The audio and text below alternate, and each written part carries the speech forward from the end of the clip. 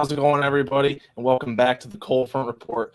The Bills had the NFL draft this weekend, and we have plenty to talk about. The shape of this roster is pretty complete, and we have a good idea of what this team's going to look like going into the 2022 season.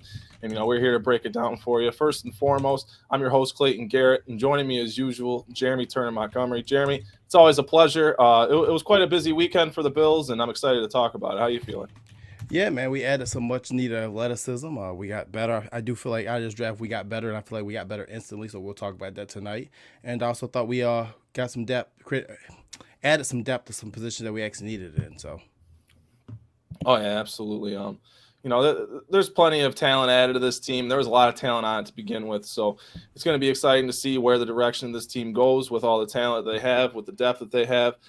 James, what were you feeling about the Bills this weekend? It was a busy weekend. They got a lot of athletic players. They added the biggest need corner. How are you feeling? I'm feeling good, man. I like what they did. It looks like they had a plan. You can see direction. You could tell exactly what they're trying to do. You can look and tell what their plan is, how they want to build this roster, and I'm excited about what they did this past weekend. Yeah, so let's hit it off the bat. First and foremost, their first pick, and they traded up. They swapped their fourth round pick to move up a couple slots to take Kaiir Elam after some of those corners started going off the board. Brandon Beane had touched on the fact that there was only one guy left with a first round grade left on their board, that being Kaiir Elam out of Florida. James, what were your thoughts of Kaiir Elam and the overall selection? More of a man corner, but definitely, he has that NFL pedigree. We were talking about that before we got live. His family has been in the NFL, his uncle, his dad, a guy that's grown up around it his whole life. What are your thoughts on Kaiir Elam?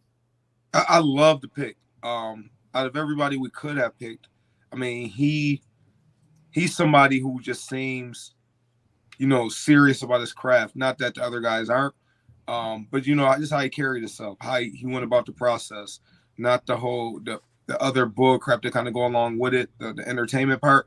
He was just like, hey, listen, it's about business. And one thing that people kind of sleep on is the importance of understanding how to be a pro, right?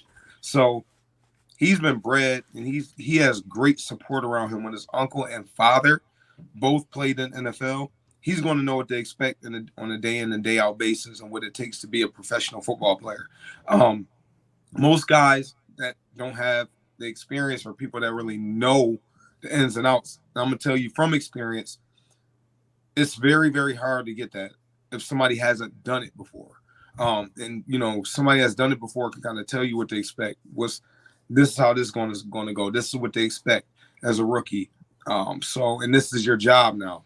So I like that pick, and I like the fact that, I've been saying it for weeks. They're going to get somebody who's very fast. Our secondary isn't fast. They're going to get somebody who obviously can play football. They're going to be a fast, very fast corner. So we added some speed to the secondary, which is nice. He's a solid size. He's young. He's still only 20 years old. He'll be 21 here shortly. But, man, the dude has a bright future here in Buffalo, I believe. And they don't have to force him into starting. And I don't want people to just get caught up. If he don't start week one, a lot of Bills fans are going to panic. You don't have to force him in the starting lineup. Remember, this guy is 20 years old, and this is a marathon, not a sprint. They want him to have a great career. So he may not start right off top, but he's going to be a great professional football player. Yeah, absolutely. I mean, Jeremy, hey, we've been talking about cornerbacks for weeks, whether it was free agency, whether it was leading up to the draft. Here's the corner that Bills Mafia has been craving for all offseason, a first-round cornerback, and Kaiir Elam being one of the more athletic corners in the draft. Not to mention, probably the most athletic corner or most athletic defensive back now in the entire room. What are your thoughts on Kaiir Elam? Well, I think it's a good addition. It's obviously a position that we knew that they were going to address, whether it was first round, whether it was second round, whether it was a free agent like Joe Hayden. We knew at some point early in this draft or free agency they were going to address this. But like to touch on James' point about understanding that he comes from a football bloodline and how important that is, it's extremely important. And I think the other part that to add to that his uncle Abraham, his father Abraham, actually went against the Bills multiple times playing with the Jets. So not only does he get to tell him, hey, this is what you're going to expect your rookie season, you also understand what to expect from possibly this organization, from this fan base. And obviously his uncle spoke very highly of Bills Mafia. But what's all overall, we're getting a guy who's had 78 total tackles, over his college career. So, and we know how important it is in this defense to be able to stick your nose in there and tackle. We have a guy that's had 5 interceptions. Now, you like to see that number be a little bit higher, but I think obviously going aside of Tre'Davious White, he's going to get more. He's going to get chances to get interceptions when Tre'Davious is healthy in there. And let's not forget that this guy is a converted wide receiver. He came into college wide receiver. He's converted to a cornerback. And most importantly, this is the guy who has played over 30 college games. You can't 30 college games. You can't top that, especially against SEC competition. So he's battle tested. And not only Brandon Beane and Sean McDermott again, they found a way to draft another guy who's not able to drink. Legally. Yeah, hey, there were a lot of older prospects this year because I think that was one thing that was a side effect of the COVID year. These guys getting an extra season of eligibility. There were a lot of 24, 25-year-old prospects this year, unlike many years. Kaiir Elam being the younger of the bunch and being a first-round pick. That definitely bodes well for this team. I like the Kaiir Elam pick. That we've been, going crazy without some more athleticism on that back end for a long time when they meet up with these guys that, pose bad matchup problems such as, a Tyreek Hill. Tyreek Hill is a matchup problem for any team. But, that's really what I mean. Whenever the Bills face off with these faster guys, they struggle with it and they normally have to shade to that side. I'm curious to see how much availability this opens up for the Bills on the back end with their secondary and how much they do and don't do as they've typically done. Like I said earlier, I alluded to the fact that they may be running a little more man this year than they have in the past. They did that last year. It's only fair to assume that they're going to pick up where they left off this year. I love the pick of Kaiir Elam. I think he's a solid fit. This is the biggest need that the Bills had on the team, and it was the best player on their board. Overall, I think this was a pick that really solidified this defense and completed this defense. We know who the starters are on this team, and I'm quite confident with this back end after the front end of the Bills built up this offseason. So we want to go around and give a grade for this pick. James, what kind of grade would you give for it?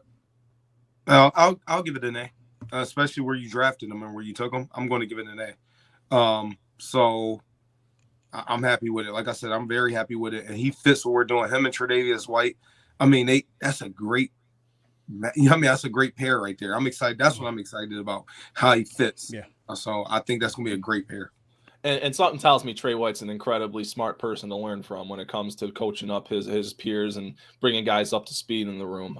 Jeremy, what are your thoughts on the pick? If you had to give it a grade, what would you say?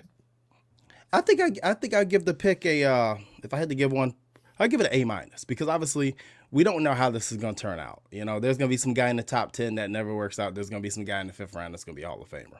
So I'm going to give it A- for now. I know a lot of people are upset about the move up, and I didn't understand why people were getting mad. Like, if you have to move up to get your guy, you move up to get your guy. Brandon Beane clearly said that this was the last player on their board that they had a first-round grade for. So if you want to move up 2 slots to get him, then do so. How can you get mad that he moved up to get him when at the same time the same people were clamoring for him to trade next year's first rounder to go up to 6 to get Sauce Gardner? Yeah, before the draft. That doesn't even make any damn sense. So I like the pick, and I like the fact that the guy, it's a different type of corner. It's a guy with size and speed, something we have not had. Now, we've had a little bit of size with Levi Wallace, but he wasn't as structurally strong as what Kaiir Elam is going to be from day one. So I like it, and I like the fact, too, that they released information about his pre-draft interview, and he's asking questions about playing with Tre'Davious White. He's asking for a playbook early. This is another high-character guy, and as James alluded to earlier, a NFL bloodline, and that is so important, especially for a team that's contending for Super Bowl right now. Yeah, absolutely. I think the high character thing, that's going to be a repeat point that we're gonna have with a lot of these different prospects as we go through the show tonight. Mookie Hawkins, well, thank you for joining us. I saw you comment in the comments not too long ago, and here you are. What were your thoughts on the Bills' first round pick, Kaiir Elam? Were you over the moon about it, or was there a prospect that you had your eyes on that differed from it? Well, I can tell you this. I kind of struggled with even putting out a 2.0 mock because I had Kaiir Elam going number 1 in my 1.0 mock. It was between him and Breece Hall. And obviously, with the need at cornerback, I wasn't high on McDuffie. I knew that we didn't have a chance on going against Stingley or Saw. So I was happy to know once Trick McDuffie got off the board that, Elam was the next guy in line. And then, obviously Beane moved up a couple of spots to make sure that he had this guy. Yeah, I'm a proponent of teams doing what they have to do to get guys that, they're high on, the prospects that they want on their team. If there's guys that stick out at positions or, whatever it is that makes a discrepancy between them and their group of their position, then go up and get them. Do what you have to do to get your guys. And then, McDuffie, the Chiefs had traded up to get McDuffie. And then, that was pretty much most of the first round corners. Andrew Booth was still there, but there were some things coming out about it. Obviously he didn't go through the testing, and he would have probably been a first round pick had he, but that wasn't the case this year around. So it looked like the first round corners have been pretty much wiped at that point, and the Bills moved up to get their guy, giving up their fourth round pick to do it. I mean, I wasn't opposed to that at all.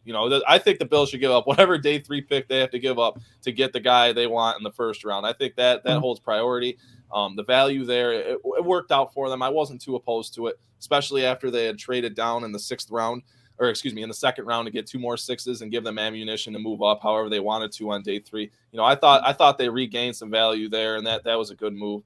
Speaking of which, the second round, let's talk about their second round pick, that being James Cook, and what exactly he can provide to this team. He's an electric football player. I know this is one of my favorite picks, definitely one of Jeremy's. Jeremy, how about you start us off? What were your thoughts on the selection of James Cook? As Jay used to say on John Madden, man, speed kills.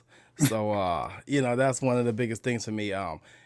If you guys watched last year, me and James were, I don't know if we can call it pounding the table. We were banging the table for Travis Etienne because we didn't want to put a position on the first round, and we didn't want to put a position necessarily as a running back. And we wanted to say, hey, we want to load as many weapons around Josh Allen like the Chiefs have done with Patrick Mahomes, a McCole Hardman, a Tyreek Hill, even a Clyde Edwards-Helaire, guys who are not necessarily a certain position, but if you give them the ball, they can turn something or nothing into something. James Cook is that type of player for me. And I think that's going to help Josh tremendously. It takes the pressure off. And scheme-wise, when you have a new offensive coordinator like Ken Dorsey, it opens up so much for him to do. And like I said, you have to create balance for new OCs. And Joe Brady, because he's younger, he's young as well and experienced himself. So what I think Cook does is, it gives you a natural pass catcher at the backfield. Devin Singletary has improved his catching at the backfield tremendously since coming into the league. We all know this. But James Cook can be moved out and swapped out as a receiver or shifted out as a receiver, and you can win some battles that way. 2, it gives us, again, another NFL bloodline.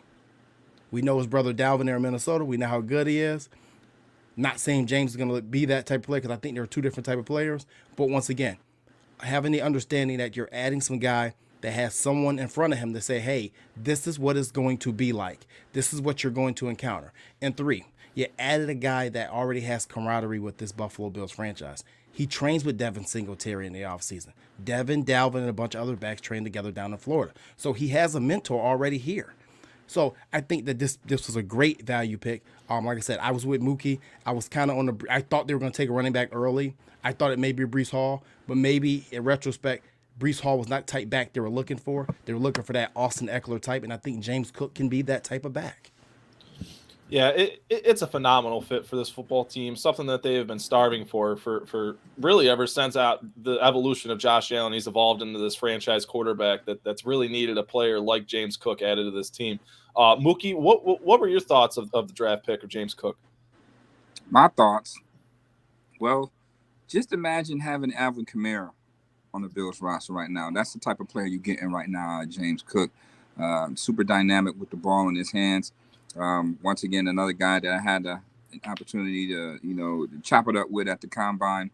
And right now the Bills is cutting that check for him to come and play here. So it's going to be quite the situation. We also know what he can do as a pass catcher. You've seen when spreading Devin Singletary out in that 5 wide set. Imagine, James Cook out there. But let's talk about when he's running the football as well. A guy that's really north and south. He's slippery when wet as well. And he's giving you that speed element that we haven't had. We haven't had in the Josh Allen era. Let's just be quite real with that. We haven't had that type of speed. So he's a dynamic player.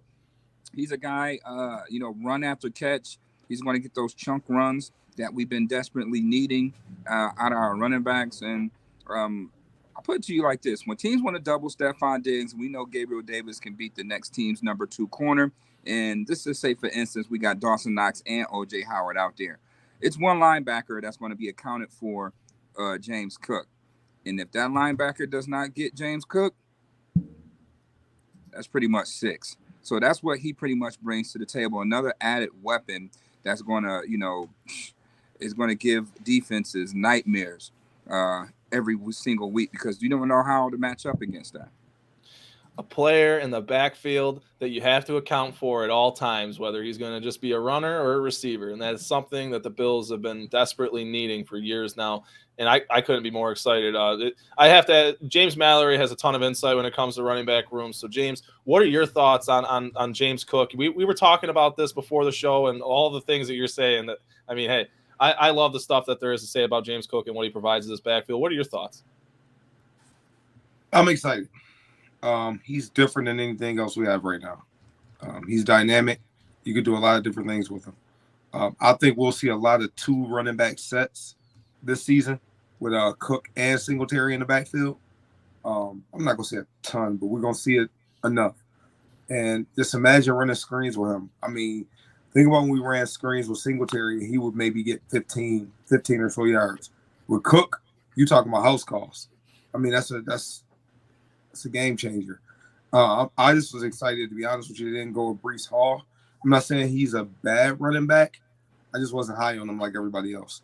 I'm just ecstatic, man, because this dude's a football player. And, I hate when people say you can't take a running back in the first round. Well, you could take an explosive weapon in the first round. This guy has first-round talent. I can't stand. Don't put a position on him all the time, because this dude is a baller. You can put him in the slot, do a lot of different things with him. He's going to be productive in this offense. And imagine him, like Mookie said, Diggs, Gabriel Davis, O.J. Howard, Knox. And then you throw him in there, man, on some of those third downs, man. That's going to be a problem. So I'm excited to see what we're going to do with him, man. And I'm happy we didn't have to spend the first-round pick on him, because he's a first-round talent. Because if somebody would have took him in the first round, I don't think many people would have beefed about it. It would have been like, well, you could have got him in the second maybe, but I don't think it would have been a big beef. But we got one. We got a baller. See, that's what people were doing with the Cook pick. They didn't like it because it was around earlier than all their mock draft simulators had them going. But see, here the thing is, we'll talk about this with the next pick too, Terrell Bernard. I think there's a tremendous amount of value given up in James Cook, and the fact that he had 500 less touches in college than Breece Hall. There is a significant amount of value and significant amount of tread that goes on tires for running backs. And this is something that I had said in our CFR chat as the weekend had gone along. I like Breece Hall. I liked him as a running back, and I liked his fit for the Bills, and I like how he fits for the Jets. But I don't think him and Zach Wilson are going to be playing their best football at the same time, and that might not be the case for James Cook. I think James Cook has a lot of room to grow as a running back, a lot of room to grow, physically with his stature and his play strength. And I think there's a lot of room for him to grow into this scheme and this system that the Bills are going to plan on running with Ken Dorsey. And I think it was a home run pick. I couldn't have been more happy about it. I know the grade that I would give for it would definitely be a B+, because really this pick. It solidified the offense. It gave the offense what they had been needing for years, as we have all said on this panel. Jeremy, I started with you. What kind of grade would you give for this pick? Oh, I'm going to give this pick I'm going to give it a B. And obviously, a B's not bad. I absolutely love the pick. Obviously, you may have been to find value somewhere else with this pick, but I think that Cook coming to Buffalo adds that dimension that we've been missing. And I said last week on the show with me and Mallory and Mook that it's about, when you have a franchise quarterback, it's about adding extra layers to the offense. And this is an extra layer added. It's not like when you added Singletary and Moss, you didn't really add a layer, you just added some depth. This is an added layer and an addition as well. And I'll actually be interested to see if they may try Cook at kick return, because obviously he has Vicious as a running back. It may be something that you may look for, but obviously adding to your point, Clayton, the 500 less carries, not having as much tread on it, that's huge. And we've seen that we've seen the impact that these type of backs have made. The backs who have gotten paid in the last 5 years in the NFL are all similar to what Cook in the type of back Cook is. All purpose Kamara. back. Yeah, all purpose back. Cook. Not Cook, but McCaffrey, Kamara, Eckler. That's in the mode. I'm not holding him to that stand. I'm not saying that's what type of back he's gonna be, but there's a lot of similarities there. So I absolutely love the pick. I love to see how they're gonna use him. And let's not forget, Devin Singletary's in the last year of his deal. If he breaks out like we think he is, Cook may be your starting back next year. So let's just keep that in mind. Yeah, absolutely. Some well-needed depth for the years to come. Mookie, what kind of grade would you give this pick for the Bills? I would give this pick an A. I mean, I know everybody was high on Breece Hall. I was high on Breece Hall too. But when you really look at for the overall scheme of things of what the Bills are doing with the running backs, he's a sub back. He could easily be an every down back, but in this offense, we all know this offense is going through Josh Allen, period, no matter what. All right. They're not going to slow the tempo down on running the ball more than they're going to pass. All right. So with this pick, this is more of a scheme fit that, pretty much give you that dynamic of, just what the offense is, more spread you out, more receiver type. And then again, Alvin Kamara, it don't get any better than that. Imagine having Alvin Kamara out there with a guy who has soft hands, has a running back, and doesn't turn the ball over. I don't think he had a fumble at all in his time at Georgia. I know someone asked that question in reference to that. So his ball security is there. He's fairly durable, and he's a mismatch out there at this point. He is truly a mismatch within the scheme of things as the Buffalo Bills concerned. So I say I would grade this an A just due to the fact of the overall scheme of things on, what the Bills are trying to do offensively with him. And, at the end of the day, where they picked him, they moved back, almost, to the third round to get him. You know what I mean? So you have to give that some sort of value for them to able to move back a couple of times to get their guy and to gain assets as well that turned out to be, basically Khalil Shakira and the punter, the punt guy. So I would give this pick an A. Yeah, I love the pick myself. I love the assets they got. Not to mention, that was my favorite part of it. I was going to add on to that if you didn't. The assets to gain Shakira and get the ammo and the capital to be comfortable moving up into the fifth round like that. I thought that went a long way. James, what kind of grade would you give this pick for the Bills? I got a question for you first. Are you asking the grade on potential or the right now? Those are two different grades for me. Do them both. I want to hear your insight. The potential, I'm gonna give it a B plus. Solid B plus. Why? Because I'm interested to see if he ever could be your lead back.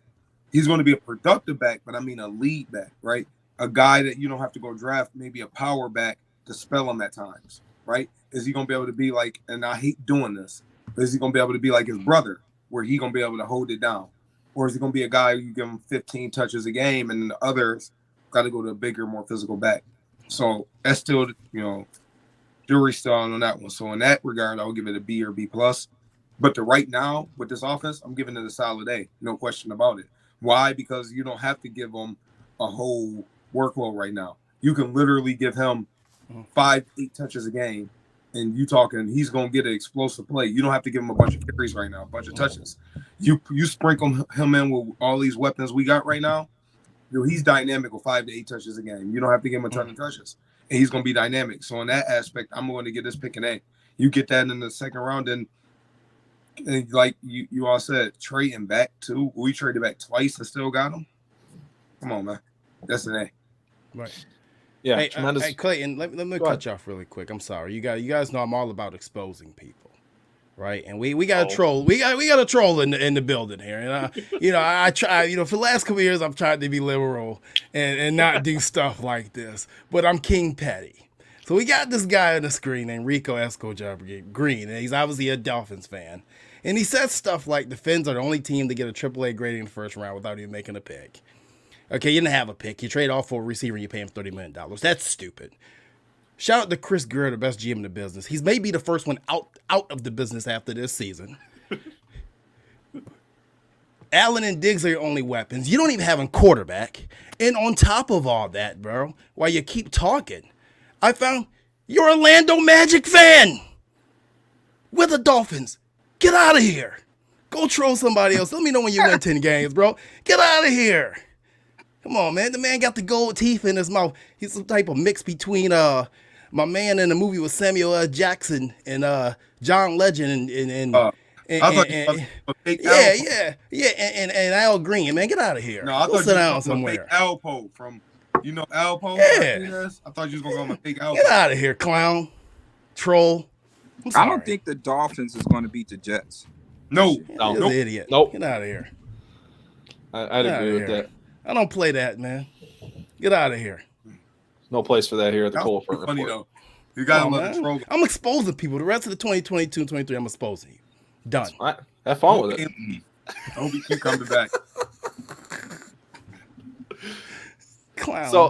So the third round pick was a little more polarizing, and a lot of Bills Mafia. I think the person I heard the most, or at least the two people I heard the most saying stuff about the Bills getting another linebacker and how it should absolutely be a priority this season would be James Mallory and Jeremy Turner Montgomery. These two have been hitting the table for a linebacker the same way they have for a pass catching back and a perimeter back. I mean, for the last 2 years. And then who could blame him? I mean, you look at what injuries to Edmonds have done, what injuries to Milano has done to this defense, completely shifts, what they're able to do with this two linebacker scheme that they love running a bunch of nickel out of. And they select a linebacker who's quite athletic and has quite a similar archetype, almost dead on to Matt Milano, that being Terrell Bernard out of Baylor. Mookie, I want to hear what you think about Terrell Bernard, how he fits on this team. Did you think it was a good pick, or did it leave a sour taste in your mouth like a lot of other Bills fans?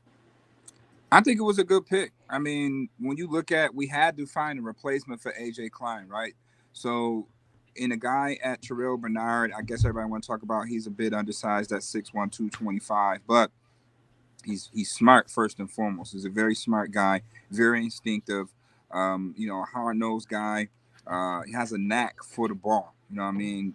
Those type of guys you want to have on your team.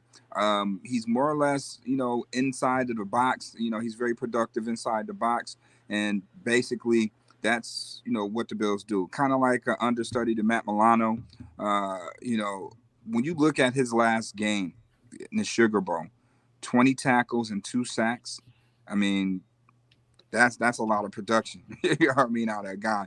And they're going to use him in blitz packages. He's very instinctive. He just has that knack going, getting behind the line of scrimmage, making plays, whether it's sacking the quarterback or tackling the runner for a loss, on that backfield. So once again, I think it was a solid pick, not a sexy pick, but it was definitely a solid pick. And, linebackers coach Bob Babbage pretty much pounded the table for this guy. So, overall, when you really look at it, and understand the type of person and the type of player he is, this was definitely a solid pick for the Bills in round 3.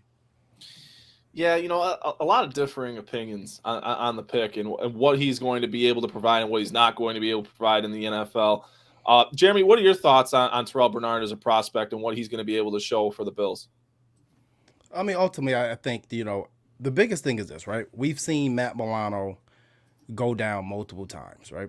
So we saw him, I think it was the 2020 season that he went down, and we had to use Saran Neal, a combo between Saran Neal and Dean Marlowe to fill that void. Neither are natural linebackers. Then we saw him go down in 2021 season, and we had A.J. Klein kind of playing out of position. We actually saw him and Edmonds go out, and they had to use A.J. Klein more. And we had to go to more of a traditional 4-3 defense, which is not what we play. Bernard fixes that issue if he happens to go down. That's one thing we have not had in this defense since Milano got here, is an actual replacement for him if and when he goes down. Bernard gives you that. And also, like back to Mookie's point, it adds special teams value. It adds another athletic guy to run down there. Now, maybe when the time comes, maybe you can cut bait with either Andre Smith and Mckenzie. One of those guys may be able to be gone now because this kid can step in and play that spot on the special teams unit. So I think that's huge. And then also, let's not, once again, this is an experienced guy, a 4-year player at Baylor, a guy who's played over 30 games. Again, had 103 tackles last season in 2021. 12.5 for loss, and does not include 7.5 sacks. That's big time production, and that in big time play. It's not a guy that's at a D1 AA school or a lower conference. This is Baylor, so he's playing against the Texas Tech. He's playing other first round picks. So I think this was a hell of a pick, and I think it was a very quiet need, because if you looked at when Milano and Edmonds went down, we had no replacement for the other guy. Yeah, I think linebacker has just been such a quiet need sneakily for the last handful of off seasons, and when they lost both Milano and Edmonds at the same time, it really hurt them a couple of years ago. And this really opens up the versatility that Leslie Frazier has for his defense, whether he wants another dime linebacker where he feels comfortable having this guy drop back. First off, I don't really think he's going to be a safety. I think if there's anybody amongst this class that transitions to safety, it would probably be a Benford towards that they got in the sixth round. I don't think this guy's a safety.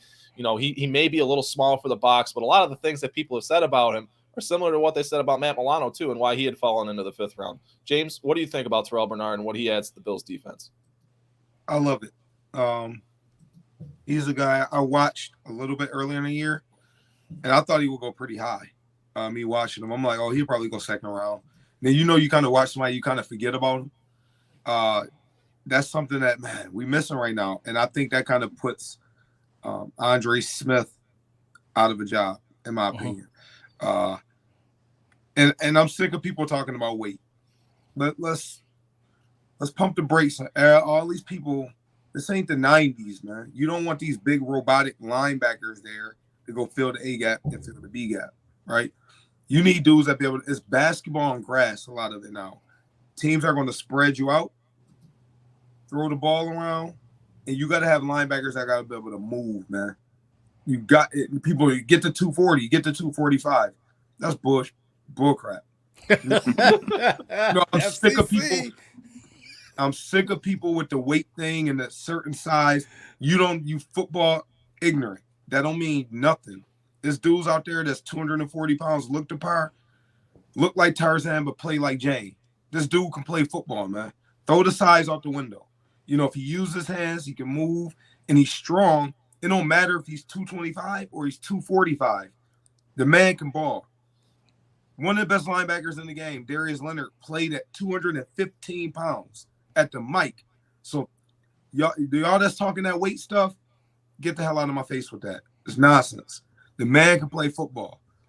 Obviously he's going to be in a great strength program here in Buffalo. He's going to get stronger. I'm not concerned about weight because I need people to be able to use their hands really well. I need people that got some buck in their heart.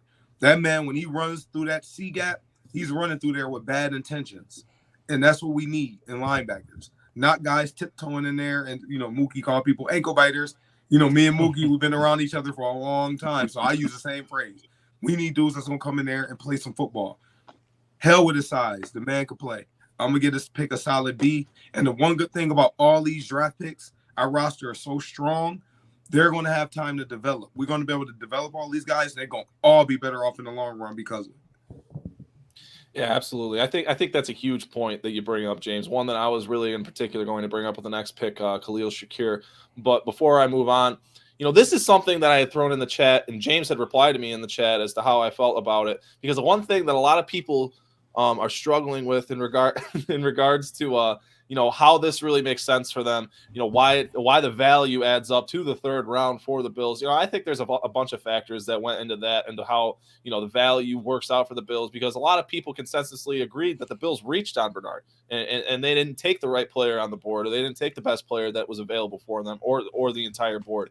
And I just tend to disagree, because we don't know what's on the Bills board. We don't know how they grade these guys. These guys spend months evaluating these guys from head to toe in every aspect of their lives. And every stone you unturned about Bernard is nothing but good things to be said. There's nothing but good things to be said about his character, about his leadership, and about his work ethic. And I think overall this is what we would call a process pick. This is what they would call a guy that is a solid locker room guy. And I think he screams the archetype that the Bills want for their linebackers. It doesn't matter, a lot to what James was saying. It doesn't matter if, the typical linebacker is 240, 250 for the mic. That's not what the Bills want. They don't want guys who are big and can't move. They want these loose-hipped guys who can turn around, run and chase, and move with these guys in coverage, such as a Travis Kelce or whatever running back that they meet up with on Sunday. I think it's a great pick. I would give it a B for now, because I'd like to see how it plays out, because this is the question I wanted to get to each and every one of you. What likelihood does this really open up for the Bills to move on from Edmonds next year? Do you think that this is that's what's down the pipe, that they potentially plan on moving, because we've heard a lot about how those two positions, the weak side linebacker and the Mike linebacker in this defense, specifically from Zoe, are pretty much interchangeable. So I'm curious to hear what you guys would have to say as to whether, the plan is to move Bernard or Milano to the Mike and see how it works out for this defense and the fit. Mookie, I want to start with you. What are your thoughts on that? Do you think that this potentially relieves Edmonds of his duties in the future? It relieved Milano of his duties before it relieved Tremaine. I mean, even though Milano has a contract now, Tremaine is in his 5th-year option. This doesn't boast the replacement of Edmonds. When you really look at it, I mean, when you look at the Bills roster before the draft, okay, eyesores obviously was a cornerback, right? Boom, they handled that with Kaiir Elam. When you look at it, it could have been a linebacker in the 2nd round, because when you look at next up, if Milano or Edmonds get hurt, who's next in line? Tyrell Dobson? I'm not knocking Tyrell, but we know what his limits are. He's been there before in the scheme. So they had to fill that gap and get a solid guy that could replace what AJ Klein did, if not more. So now you get a more athletic AJ Klein, basically. You know what I mean? And he can cover a little bit. So this was a good pick. Mind you, the Bills didn't have a 4th-round pick. So they had to go and get their guy at linebacker in this particular round, because there wasn't going to be any more guys of this, with those high grades, in the 5th round. You see what they had to do in the 5th round to go and get Khalil. So, this was, to me, another home run pick. But once again, it's not as sexy as you would like it, but it fits the mold, it fits the defense, and this is not Tremaine Edmonds' replacement by far. Now, can he do the job? We'll have to wait and see that. But you don't replace, I mean, I understand we talking about measurables, but you cannot replace 6'1", 225 with a guy who is 6'6", 255 pounds and run like a deer. And for that matter, he ran a 4.559 in the combine. To your other point, with wanting bigger linebackers, where's Dante Hightower at right now? Yep.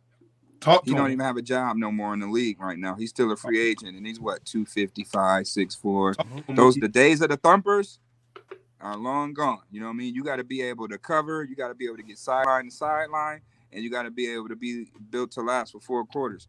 So those days of those big 245, 55 guys, 55-pound linebackers, they're playing defensive end right now. So you got to be a little bit more leaner and ready to the point of attack. And Eric Schiano is one of the best strength conditioning coaches in the NFL. They could throw 5 pounds of muscle on him easy. He'd be anywhere between 225 and 235 by the time season start, and he'd be a machine.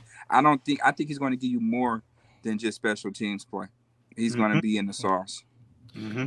See, that's another thing I'm intrigued to see as to what they see for his future and how they build up his body, because we've seen them do that with a couple of prospects, reshape them to their pro bodies and their best version of themselves, as they like to say.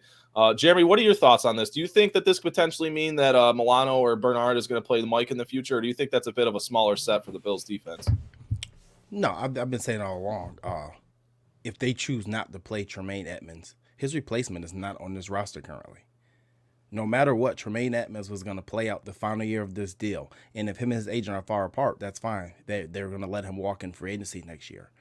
And they'll replace him with either a veteran that's on the market, or they'll use their 1st-round pick in 2023 on the middle linebacker, because we've seen how many holes they fill.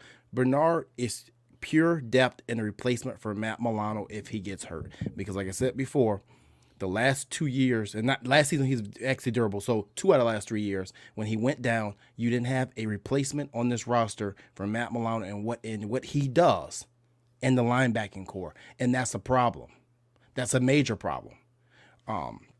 The other aspect is Matt Milano's contract is up in 2024. The Bills can get out of that deal with, I believe, a $5 million debt, because in 2024 he's going to be owed a base salary of 9.2. His cap hit totally is $13 million in 2024. The Bills can get out of that with dead cap by releasing or trading him with $5 million. At that point in time, this Bernard pick, that's when you may see that just taking fruition. Because we don't know what the cap's going to be down the line. If they resign Tremaine Edmonds and Ed Oliver, they got to cut bait with some other people.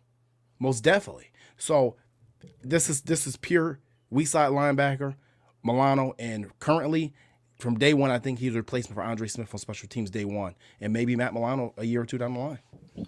Yeah, I'm really excited to see what he can provide for the special teams unit this year. We all remember the kind of dynamite that Matt Milano had in his cleats when he was playing special teams his rookie season. So I'm quite excited to see what Bernard can bring in that regard.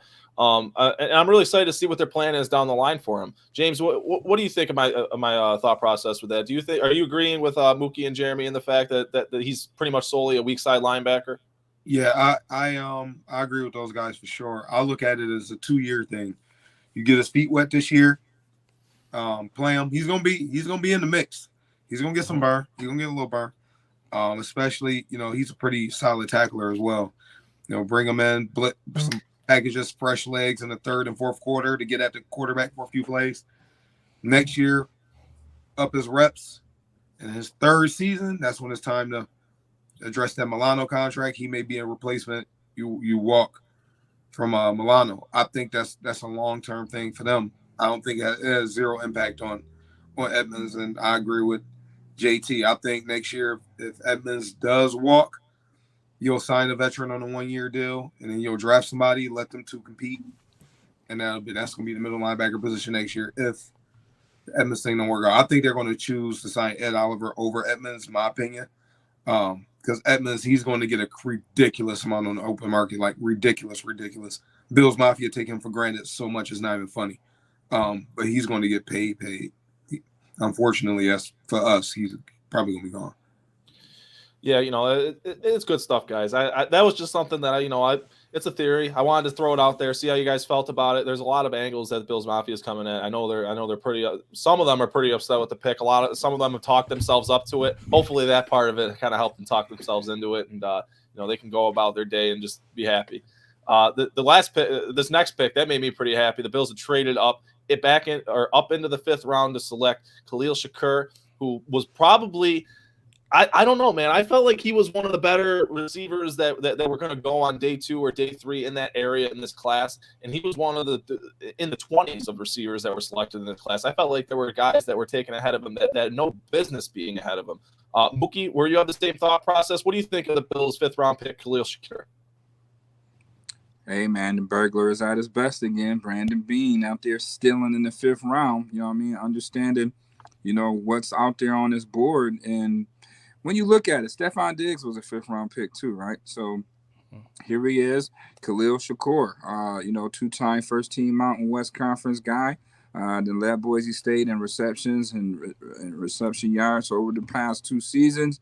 Definitely a dog mentality. I don't know how he just slipped through the cracks. And to your point, yeah, it's a handful of receivers. I don't know how in the hell they went ahead of this guy, but Beane was able to snatch him up in the 5th round. And we finally get that replacement, I guess, for Emmanuel Sanders, because you figure, okay, Gabriel Davis takes over as the number 2 receiver.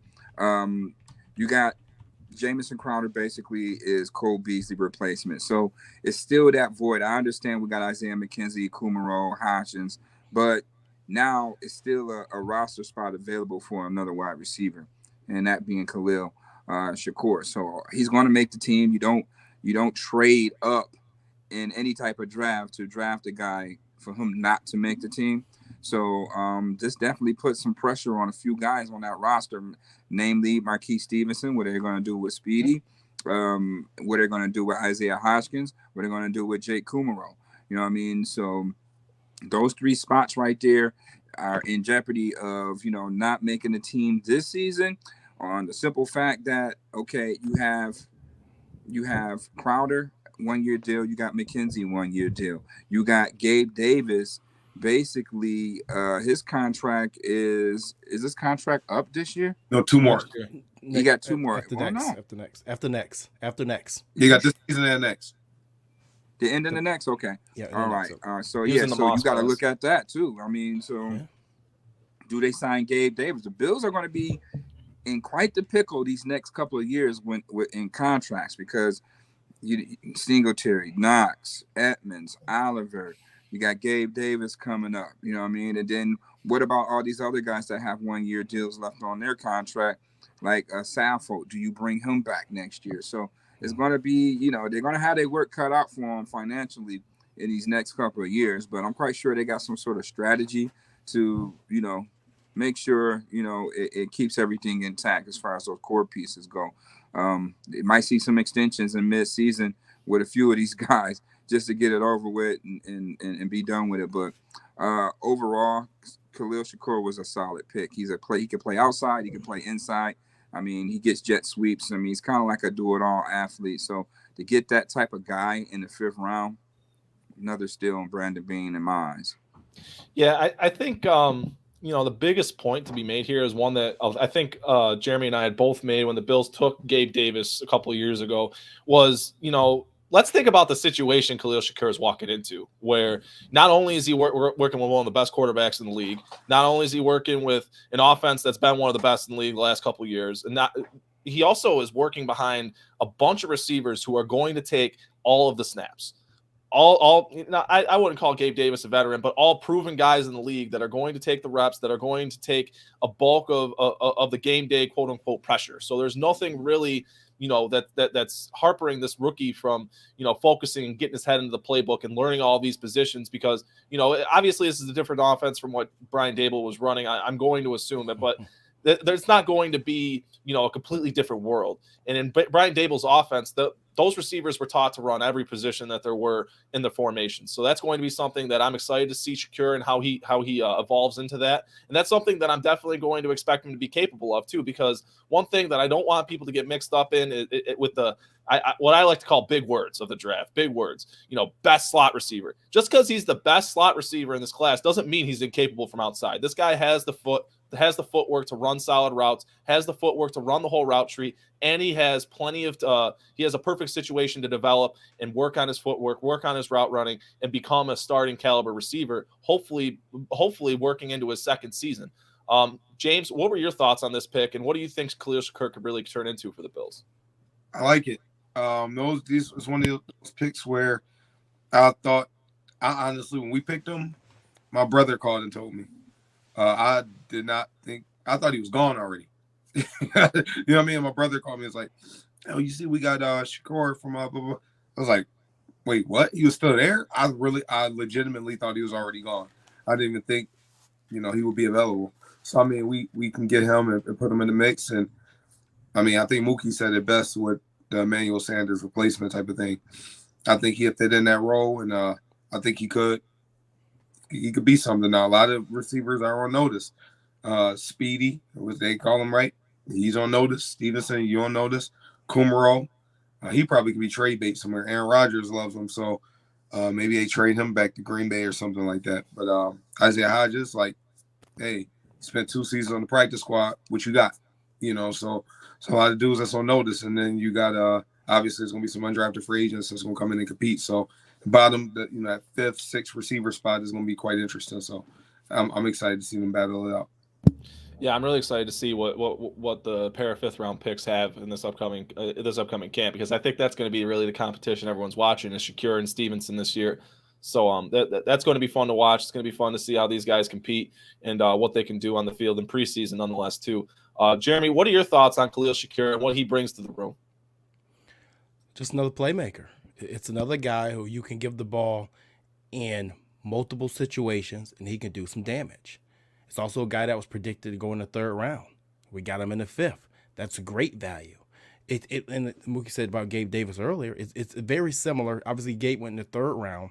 No, Gabe went in the 3rd or 4th round.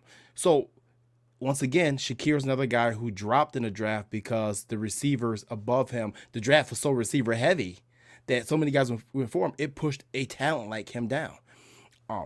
I don't think that some of these guys are on notice. I don't think a guy like Hodges on notice. I think a guy like Hodges is pushed out now. I don't even think it's noticed because the things that we've seen Shakir do on a football field in college, I've never seen Isaiah Hodges do it, period.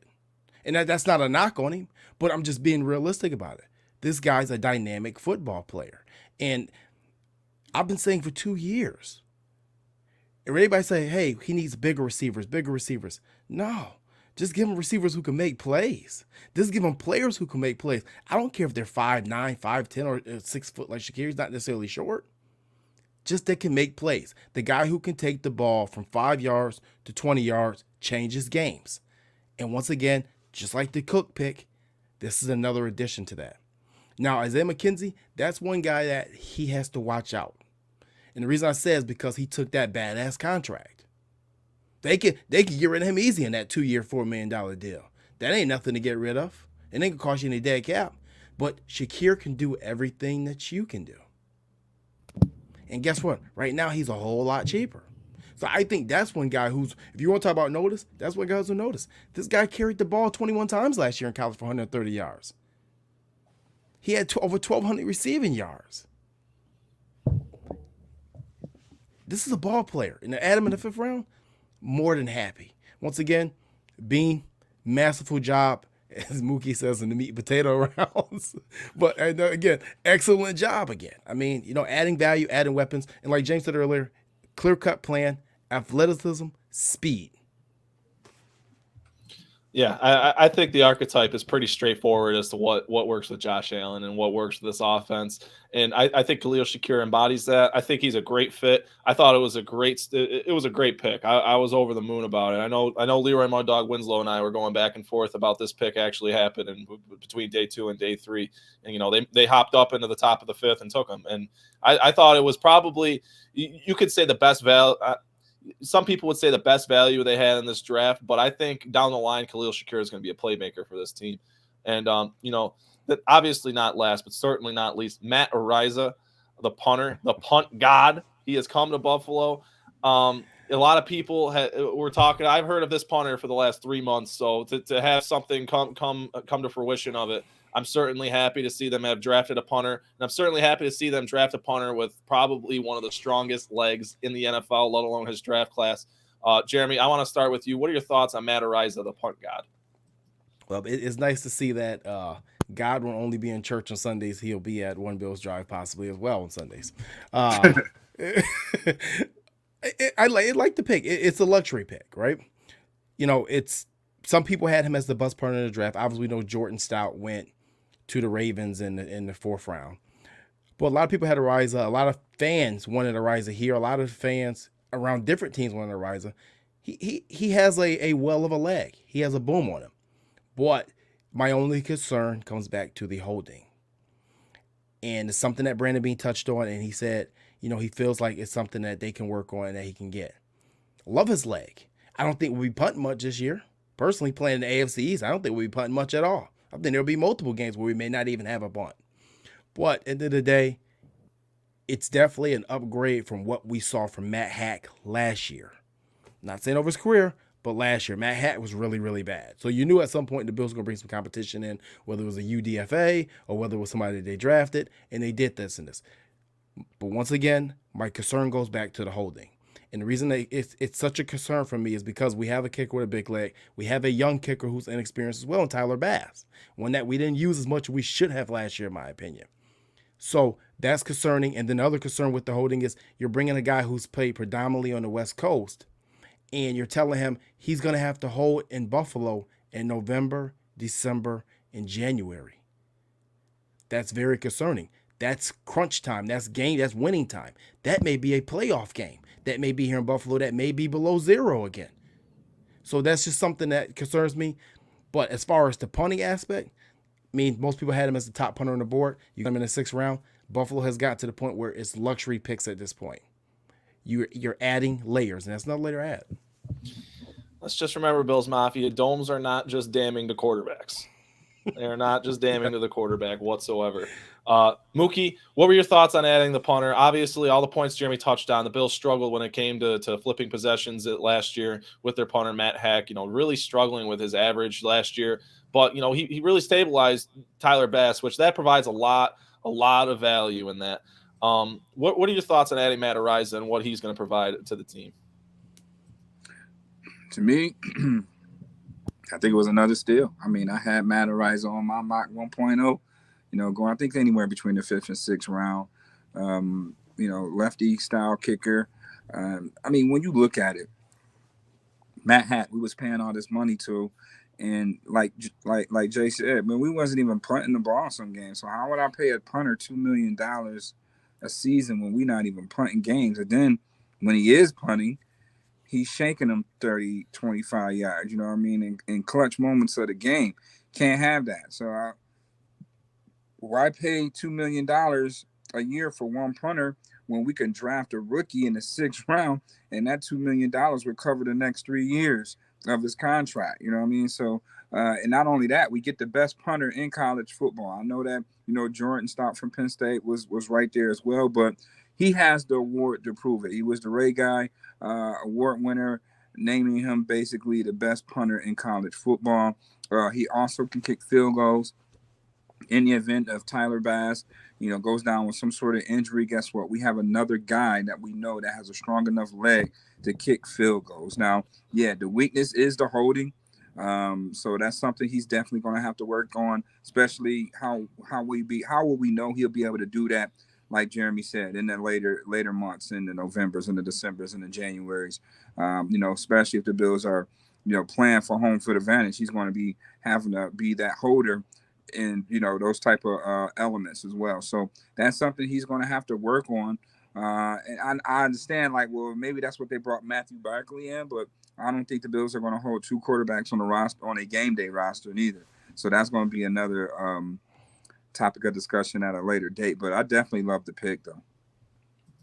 Yeah. You know, that was really always the biggest question for me, was the holding for Matt Ariza. And, you know, I would say that I have a lot of faith that they could teach them how to do it, that they could bring him in and they could bring him along on how to hold. But we all saw how Corey Bojorquez worked, and that guy had a missile on his leg too, and he could send him from the other end of the field. And he couldn't hold for anything. He'd give him laces constantly.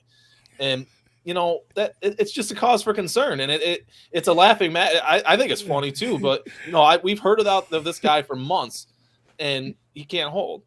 It's just we'll see what happens. I hope that he can progress and he can evolve and learn that aspect of the game, because Tyler Bass and him, they're going to make quite a duo for years to come if that were going to be the case. James, what are your thoughts on the Bills adding a punter here in the 6th round? I like it. I'm a special teams guy. And when I look at it, with the ability for him to kick, that dude booms him. So if it was that, between him and Hack competing, I think he wins that battle. And then don't forget that win at the Bills Stadium. We got to see how you respond to that. It's different. Any kicker that ever comes here can tell you it's different kicking in Buffalo. So we'll see. I like it. Like I said, I love I love it that he's going to be in for competition. Worst case scenario, you know, he loses the battle, but I honestly don't think he will. But the concern for me with the holding, think about this. Tony Romo held for the Cowboys. Y'all remember what happened in that playoff game? Mm-hmm. Fans forget about special teams until it costs you a game. Mm-hmm. And 2 things that we can't mess up on. We can't mess up with allowing him to win that – well, not allowing him win that job and not have the holding situation addressed, because Bass is too good of a kicker. That'll cost us. And in the return game, we have to find a returner. Not people think just because somebody's fast, they can return. My brother and I talked at length about this. That's a skill set. Everybody don't have that skill set. It's like when Stevenson was back there, he just didn't look natural catching the ball. Even Mckenzie, he doesn't look natural returning the ball. It doesn't look natural. So just tying the special teams thing, and those are 2 things we have to address, or it's going to be trouble. It's going to be a game where, unfortunately, we're going to come back and be like, yeah, we messed up a hold, or that kick return or that punt return cost us a game. So you can't take those things for granted. No, absolutely not. The third phase of the game is quite important. It can cost you games just as the other 2 can. And hopefully Matt Ariza can progress and evolve and learn how to hold at a professional level.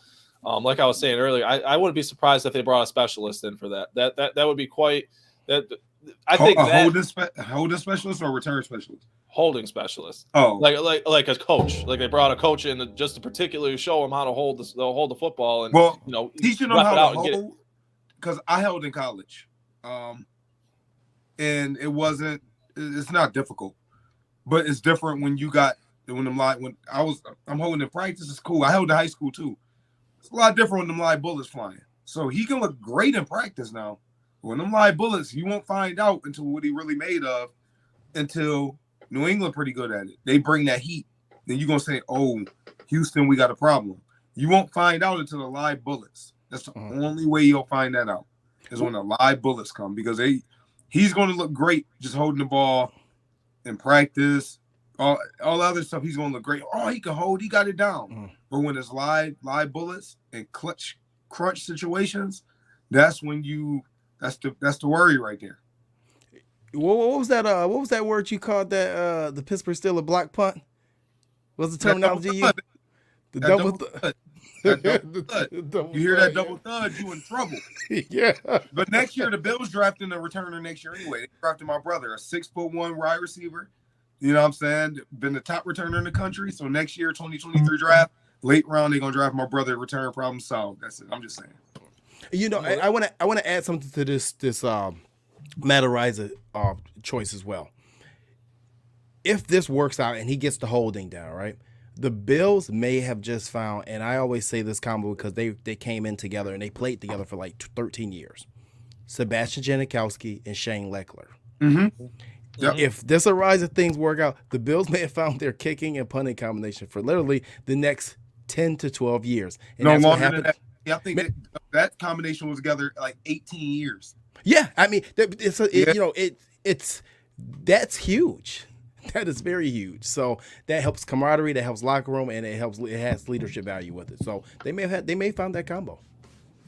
Yeah, the holding knock could really be nothing, or it could be a lot of something. So time will tell, and we will see on the Bills punter situation. I know they improved their special teams room this weekend, though, and I'm excited to see what Matt Ariza has for this team and what he can do. The last three picks, these were a little bit, these are the Bills taking flyers on guys, and I really, there's some things to be taken away from them. I really like this first one we're going to talk about, Christian Benford, the corner out of Villanova. James had some insight on Christian Benford before the show for me, so I'd like you to share that with the Bills Mafia, and give us your thoughts on what Christian Benford could really provide. One of my friends, a friend of mine, played college ball with him, coached him up in high school, so he can play, man. So dude is a real deal, Holyfield, so he is like he can play, so he's a baller, and the guy I spoke to is very similar to me. If he say somebody a baller, they a baller. Like he speaks the truth. I don't say, he all right. If somebody whack, they whack. If they're a baller, they're a baller. It's just a spade is a spade. And when he said that, he was like, he hit me up after he got drafted. Because once again, I was out running around doing things. My daughter, she had me outside. We was doing our thing. So, daddy duty. But I missed that pick, and I got a call from him as I'm driving, and he told me, man, hey, y'all got one. He a baller, man. So I'm telling you, man, he can ball. He can play. So I'm excited to see what he can do. So I'm going my guy. If he say he can play, he might be one of those late round guys. Look at Terrell Johnson. Even though we picked him higher, he's a 1AA guy. Look at Saran Neal, 1AA guy. So, you get them guys late, man. They ballers. I play 1AA. We play against some dudes that can play now. Don't sleep. So we're going to see. Yeah, absolutely. Great depth to be added in the sixth round. Corner was quite a light position heading into the draft. So I'm not really surprised to see that they inevitably double dip. Jeremy, what are your thoughts on adding Christian Benford to the defensive backfield? I mean, it's another guy. He has college experience. It's once again, it's adding layers. It's adding another guy who's athletic. And obviously, we've seen through cornerback throughout the years, you can add these cornerbacks and they come in and 6-round picks become all pros. You just never really know. But I think when it comes to this particular position, we have to give Leslie Frazier, Sean McDermott, and Brandon Beane for this particular position the benefit of the doubt. They know what they're looking for. They know what works within their scheme, much like the Terrell Bernard pick. They know what works within their skill, their scheme. I don't know what's going to work for the 31 other teams, but they're selecting for their scheme. This is a guy, I mean, we'll see what happens. You know, they're already deep at cornerback, so he's coming into a lot of competition around his age as well. You know, Nick McLeod, Dane Jackson, Cam Lewis is still floating around. So it's not going to be an easy task to unseat some of these guys. But if he does, then I mean he's played pretty well through camp, and he's going to play pretty well through preseason. So we'll see what happens. I know one thing that was being highlighted during the post-draft press conferences, or at least after he was picked. He was talking to the media, and he had said how he loves playing special teams, and he's primarily played gunner. So I really think that the first guy in line that he's truly competing with is going to be Jaquan Johnson. I think that that's going to be the first competition. And I also kind of want to open the door to the thought process that he could potentially play safety in this defense. And I think that, you know, he could have that versatility to switch positions. He has similar athletic comparables to both Jordan Poyer and Micah Hyde. And, you know, he's an aggressive football player. He plays tough. He plays in the box tough. He's not afraid to fill lanes. He has a lot of, you know, safety eyes, though, as I like to call him. He fills lanes and he's able to tackle, and he's not afraid to get physical. It's just a matter of if he's able to turn and run like a safety and be able to cover like a safety, that'll tell if he can do that in time. Mookie, what are your thoughts on the Bills adding Christian Benford? I think this is another sleeper pick. You know, 14 interceptions throughout his career at Villanova. You know, it's been first team all conference past 2 years. Has a knack for the football. Like you said before, he did play gunner on special teams. And I know you got a tattoo on your face. That's a guy you don't want to, you know what I mean, have no smoke with, you know, at this point. But nevertheless, Brandon Beane said he's going to play corner right now. It's easy to move him as a safety. So he's going to be tried out as a corner, learn the corner position in this league. And, you know, they're going to, you know, test that out. Obviously, you know, he's going to have to make this team as far as special teams. So, you know, Brandon Beane, once again, is creating that competition on all facets of the game.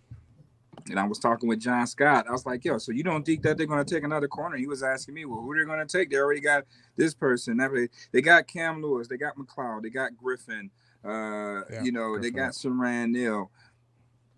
Well, they were in a business of trying to get veteran cornerbacks. So with this pick here, do the Bills still be looking for Joe Hayden? Does this close the door on Joe Hayden coming to Buffalo now?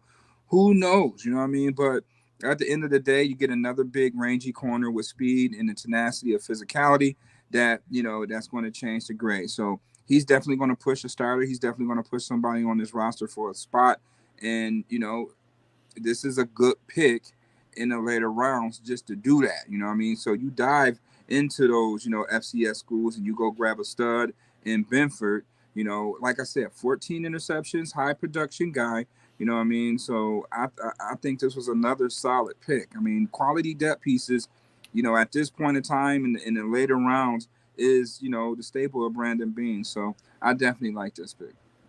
I understand that, you know, we just gave Teron Johnson a new contract, but like we were talking about earlier with Terrell Benford, and, you know, things coming down the line with the Edmonds extension, with with Dawson Knox coming up, with Ed Oliver coming up, you know, that this could potentially be another nickel corner. He really does have the ability to play inside or out. And I think that, you know, Benford, you know, being longer and, you know, a little, you know, as an athlete comparable to Teron Johnson, this could potentially be a position that he pushes for as well. So I'm excited to see what Benford has in camp. I'm really excited to get my eyes on all these guys. And, you know, this offensive lineman, he's a big guy. Another big guy going to the Bills 2 years in a row that they get. I mean, the last 2 years they gotten, 3 6'8" offensive linemen. It's crazy. They're really building a wall in front of Josh Allen. It's great. Luke Tenuta out of Virginia Tech, a guy who I didn't really see on the radar of a lot of Bills Mafia. You know, a big guy that what I envisioned for a guy who's 6'8" with 32-inch arms, that's really the biggest flag on Luke Tenuta, this big guy with really short arms for a guy that large. I really envision him being the run package guy, being a guy that they sub in for when they go heavy and they're running down by the goal line, or they want to run some trickery and get them into some tendency breakers on the other side of the field. Mookie, what are your thoughts on the Bills adding another depth piece to their offensive line to compete going into camp? Well, I mean, get another big 6'8" swing tackle. Football IQ comes from a football family. His dad is, you know, coaching in the USFL. I think he's a head coach in one of these USFL teams. And, you know, that's where it comes from. Once again, that football family having that IQ and that awareness. Obviously, big guys. You know what I mean? Somebody that's going to push the pile. And look, if we get these 6'8" guys with this length, with these running backs that we have right now, it's going to be lights out, especially when it comes down to short yard situation. If we get any type of push with these guys, then we're going to win a lot of battles. Because when you look at Tennessee, we couldn't get a half a yard. It was 4th and inches. We still could have got a first down, in that game. But we lost the game right there in that instance. The Jacksonville game, when it was 3rd and 2, don't get a ball to Singletary. Josh Allen keep it, and analytically, Jacksonville wins that game. So they had the confidence to get the tough yards when need be. This is, could be easily one of those type of picks. This is definitely a guy that's going to push Bobby Hart, and I know it's not that hard to push Bobby Hart, or even the rookie Tommy Doyle from last year. So there's definitely some competition that's going on in this tackle spot. I thought that the Bills was going to get Lacita Smith, another Virginia Tech guy, because they needed another guy on the inside, I feel, but that led me to believe that, I guess Cody Ford is good for now. Maybe Cromer is like, you know what, I can change this guy, clean up some of his bad ways, and he can be an asset for the team this year. So that led me to believe that Cody Ford is safe for now. In that realm of them drafting another tackle after picking up Quisenberry, after picking up Bobby Hart, and already having 2 tackles that you drafted last year. So, that led me to believe that. And on the flip side of that Christian Benford pick, keep in mind, Dane Jackson is a restricted free agent after this year. So you better, keep close to that one. Keep watch to that one as well. The one thing I'm really curious to see with the Tenuta pick is, well, not really a curiosity, but I love their form of building this offensive line room, because I feel like it's been the same really the same plan every time they look to add depth. And even when they were looking to add starters, if we all remember in 2018 when Josh Allen was back there getting his head taken off left and right when he was a rookie, before they had built that offensive line up in front of him, I think after that year, they really said they're not dealing with that anymore, and they were always going to have guys in the room. They were going to keep the cabinet stocked, as you'd like to say. And, I think this is just another effort of that, adding that depth behind Quessenberry and the litany of guys that they have added this offseason. It leaves me excited to see what they really have in store and what these guys are capable of. Jeremy, what are your thoughts on the Bills adding another depth piece in the later rounds? I mean, like I said, you have to create competition. In order to sustain winning, you have to continue to create competition. And as Mookie said, he's going to create competition for Tommy Doyle. Obviously, Tommy Doyle was a prospect that came out a little bit raw. He's a guy that they said may take 2 years to develop into being that swing tackle. But Luke's going to push him. And let's not get away from the word athleticism. A guy who went to Virginia Tech as a tight end at 250 pounds. Then going as a tackle, went as a tight end. So, we'll see what happens. Obviously, I'm not too sure how strong his chances are going to be making his team. It's going to depend on what Tommy Doyle looks like, I believe. But you never know. I mean, look at Wyatt Teller, another guy from Virginia Tech that didn't work out here, but worked out somewhere. Yeah, that was the first thing that Bills fans had remembered was the last time the Bills picked somebody. Not the last time they picked somebody from Virginia Tech. Last time they picked an offensive lineman from Virginia Tech. That was the first thing that comes to anybody's mind with Brandon Beane. James, what are your thoughts on the Bills adding another depth piece along this offensive line, who potentially has some position flexibility with his arms being as short as they are? What are your thoughts? I mean, that you want to load up with the offensive line every year. The Bills need to draft at least one lineman every single year. You got a $200-something million quarterback, the best quarterback, in my opinion, in franchise history. You got to protect him. And if you don't protect him, it's a crime. So that means you should draft somebody every year, keep the competition going, and you want to have the best 5 on the field, period. So I love the fact that they did this, push Tommy Doyle, see what's going on. If it doesn't work out, try to squeeze him on the practice squad and develop there. Yeah, I'd have to agree. And with this last pick, the Bills took Braylon Spector out of Clemson, who really fits a lot of the same archetype that we really covered with the Terrell Benford or Bernard pick, excuse me.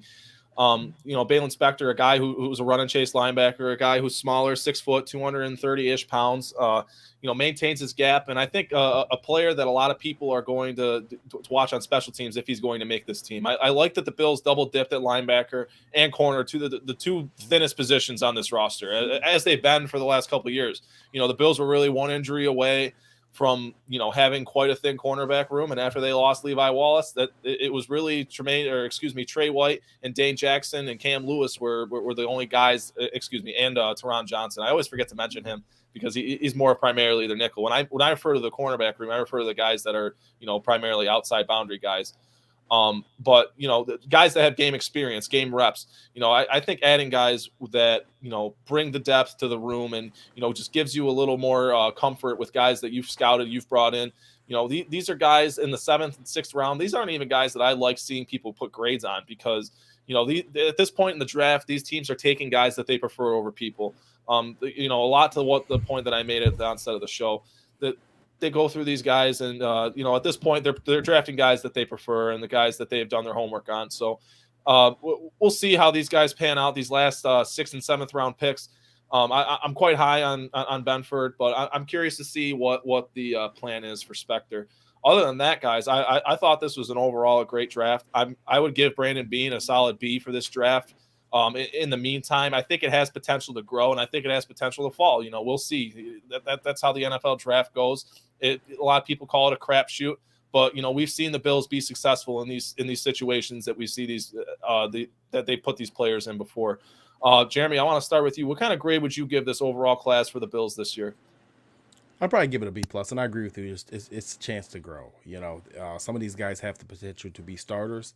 Some of these guys have the potential to probably be all pros at their position. The Kaiir Elam pick is just, it's been an eyesore at the number 2 cornerback spot since the days of EJ Gaines. And I think that, and obviously we don't know what the future holds for Elam, but at least for now, as Bills fans, as Bills analysts, whatever, it gives us a little bit of calmness right now. We're at ease a little bit right now that we have some athleticism, some size, all in one package of one player. So I love that pick. I love the fact that he was aggressive and going up and getting him, even if it's just 2 picks. Don't wait. Don't sit back and wait. I think that overall, outside of the Josh Allen and Tremaine Edmunds draft, this was the most athletic draft led by Brandon Beane. I'm going to say that again. Outside of the Josh Allen and Tremaine Edmunds draft, this was the most athletic draft that Brandon Beane and Sean McDermott's had in Buffalo. And I think that this draft right here, this is the most playmakers I have seen them add in any draft. And I don't want to talk about Bernard too much, but 16.5 sacks in college. That's one stat that no one's talking about. You don't fall into 16.5 sacks. No, you do not, sir. I think this is, I couldn't agree with you more. The athleticism that they added to this team, the pieces that they added. A lot of people are worrisome of some of the needs that they're going to have next year, but that's a game that these front offices play for quite literally a living. What needs to balance year over year with the off seasons. Mookie, what are your thoughts on this Bills draft class? What grade would you give it? Are you happy coming out of this? Do you think the Bills are ready to win a Super Bowl this year with this draft class? Yeah. I think they got the necessary pieces that will help them, get to that Super Bowl. To me, I think there was 3 home runs at a position that they desperately needed in the first 3 picks, with the cornerback at Elam, the running back in Cook, and the linebacker and Bernard. And then you get basically 2 steals in Shakira and obviously the punter.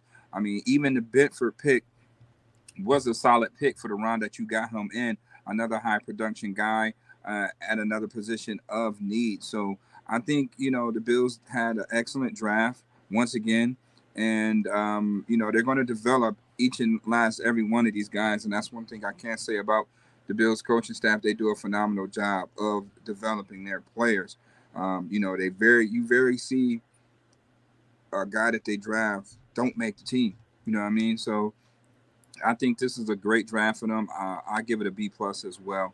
I'm really excited to see how James Cook is going to fit in this on this offense. I'm real excited to see. To me, Elam is better than Levi Wallace right now. All right, everybody know how I felt about that, but to me right now, Elam is better than Levi Wallace in my eyes right now. Just his attributes alone, the physicality, a guy that's very versatile. He can play man press and he can play off man. He has the speed. So when you look at this Bills draft class, size and speed was just about the point of emphasis in this year's draft class, because everybody has, a speed element to them that the Bills selected.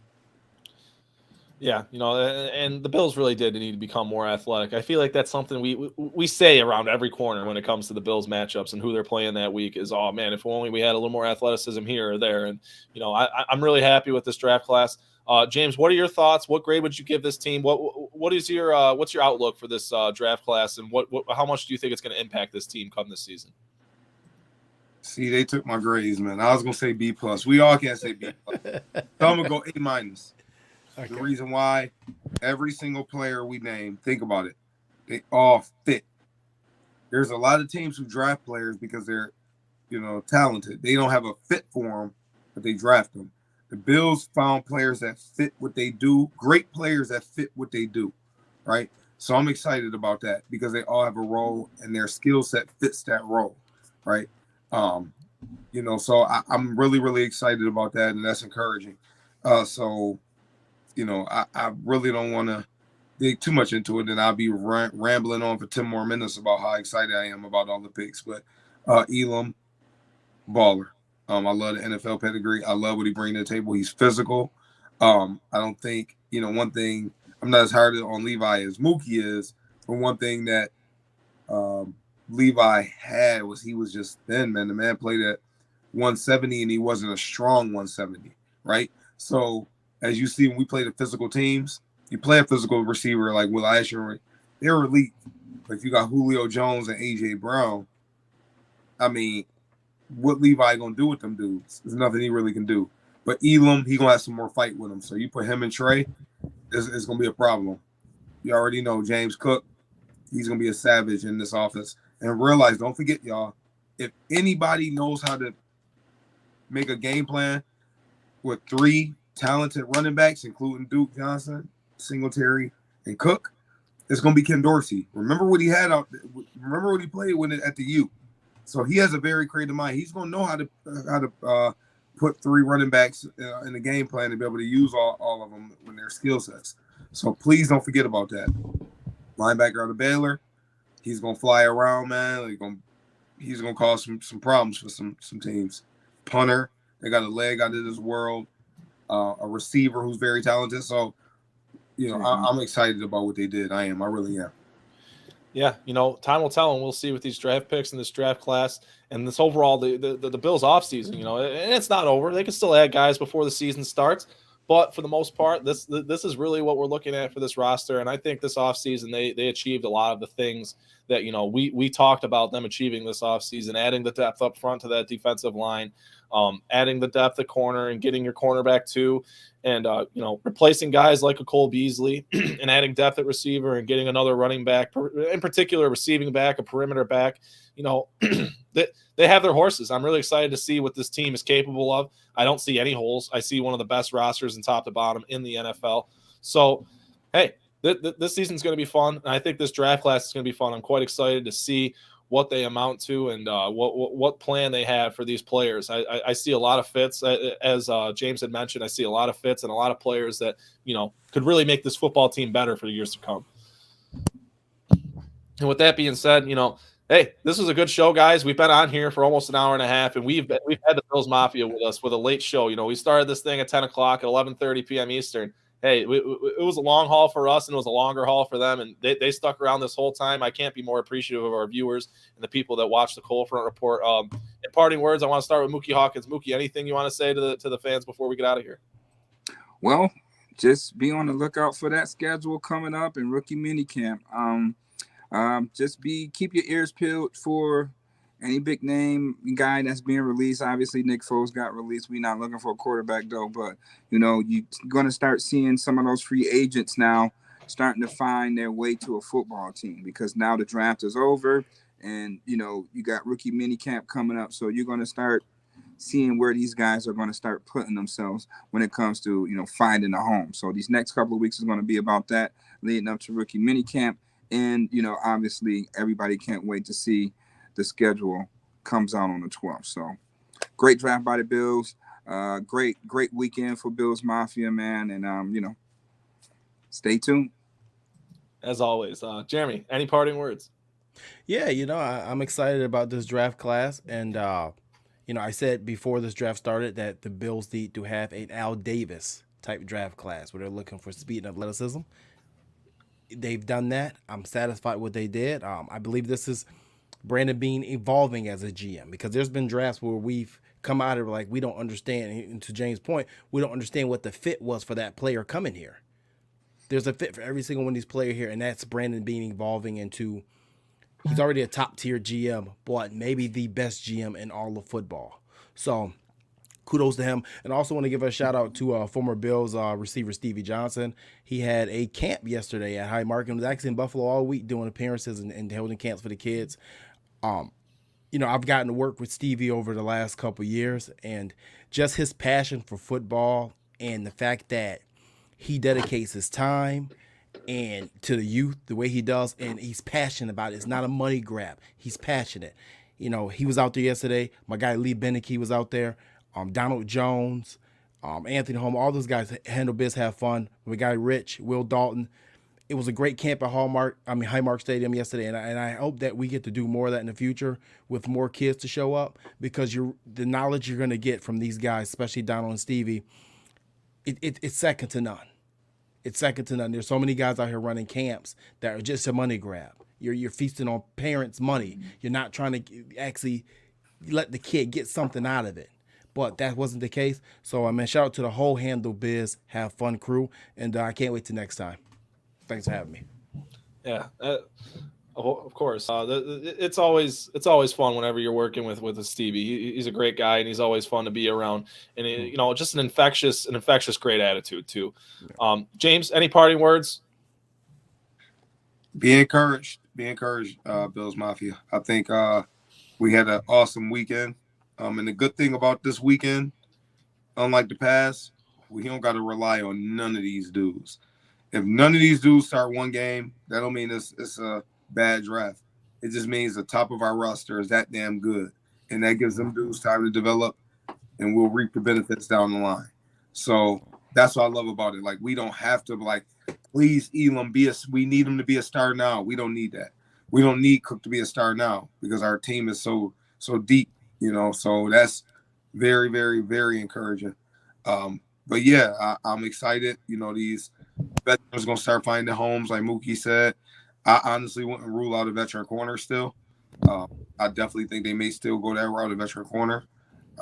And, you know, that schedule going to come out. We're going to see what's going on. Don't matter. We know who we playing. Just, knock them down one at a time. Move forward. And also Stevie Johnson, salute for doing something for the youth. As somebody that's heavily involved with the youth, as is Mookie. You know, I take my hat off and I salute anybody that does it the right way. And, you know, it's a great thing, man, to bring in a great camp to Buffalo, getting these kids active, and just showing them new and different things to be able to help the area, you know, in regards to just football. We need to get more of these kids recruited. And that starts at the foundation. That starts at the youth level.